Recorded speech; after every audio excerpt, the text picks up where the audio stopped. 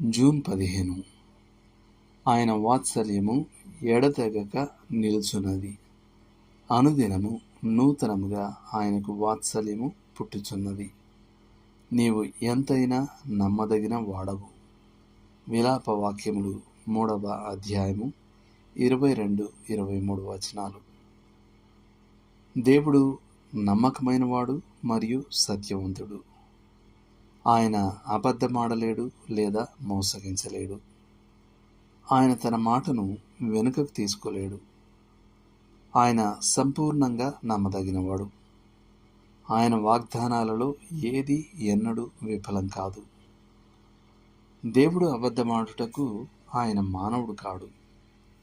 పశ్చాత్తాపపడుటకు నరపుత్రుడు కాడు. ఆయన చెప్పి చేయకుండునా, ఆయన మాట ఇచ్చి స్థాపింపకుండునా. సంఖ్యాకాండము 23:19.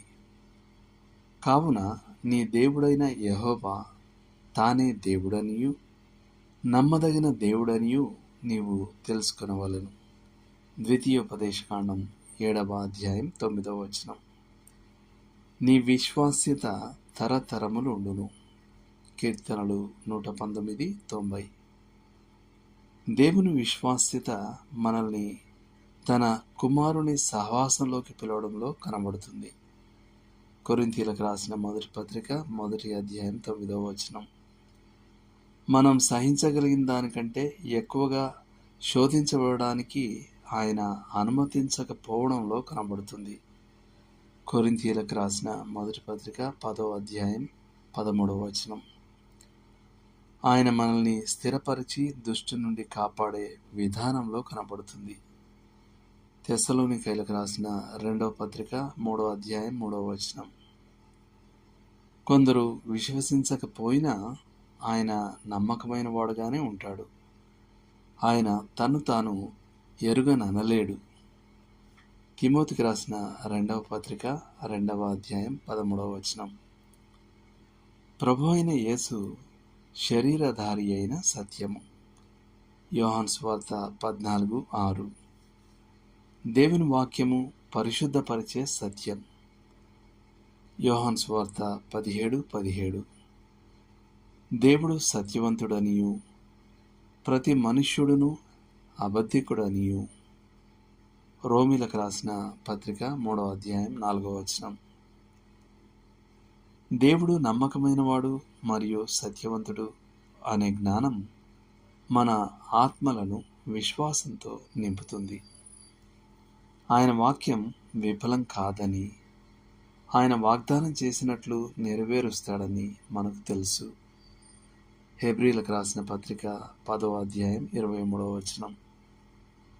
ఉదాహరణకు, మనం నిత్య భద్రతతో ఉన్నామని మనకు తెలుసు. ఎందుకంటే తన గొర్రెలలో ఏది ఎన్నడూ నశించిపోదని ఆయన చెప్పాడు. యోహాను సువార్త 10వ అధ్యాయం 28వ వచనం. మన అవసరాలన్నిటినీ తీరుస్తానని ఆయన వాగ్దానం చేశాడు. కాబట్టి మనకెన్నడూ కొదువ ఉండదని మనకు తెలుసు. ఫిలిప్పీలకు రాసిన పత్రిక 4వ అధ్యాయం 19వ వచనం. దేవుడు తన ప్రజలు నమ్మకమైన వారిగా, సత్యవంతులుగా ఉండాలని కోరుకుంటున్నాడు. మనం మన మాటకు కట్టుబడి ఉండాలని ఆయన కోరుకుంటున్నాడు. సహవాసానికి హాజరయ్యే విషయంలో మనం నమ్మదగిన వారిగా ఉండాలని ఆయన కోరుకుంటున్నాడు. మనం అబద్ధాలకు, అతిశయోక్తులకు లేదా అర్ధ సత్యాలకు పాల్పడకూడదు. మన వాగ్దానాలను నిలబెట్టుకోవడంలో మనం నమ్మకంగా ఉండాలి. క్రైస్తవులు అందరికంటే ఎక్కువగా తమ వివాహ ప్రమాణాలకు నమ్మకంగా ఉండాలి. వారు సంఘంలో, వ్యాపారంలో మరియు ఇంట్లో తమ బాధ్యతలను నెరవేర్చడంలో నమ్మకంగా ఉండాలి. ఆయన విశ్వాస్యత కొరకు మనం ప్రభువును ఎంతో స్తుతించి కృతజ్ఞతలు చెప్పాలి. ఆయన విఫలం కాలేని దేవుడు. ఆయన విఫలం కాలేడు. కాబట్టి ఆయన దేవుడు. ఆయన విఫలం కాలేడు. ఆయన తన వాక్యం ఇచ్చాడు. ఆయన విఫలం కాలేడు. ఆయన నిన్ను చివరి వరకు నడిపిస్తాడు. ఆయన విఫలం కాలేడు. ఆయన నీకు జవాబిస్తాడు. ఈ మేసన్ జూనియర్. దేవుడు మిమ్మల్ని దీవించును గాక.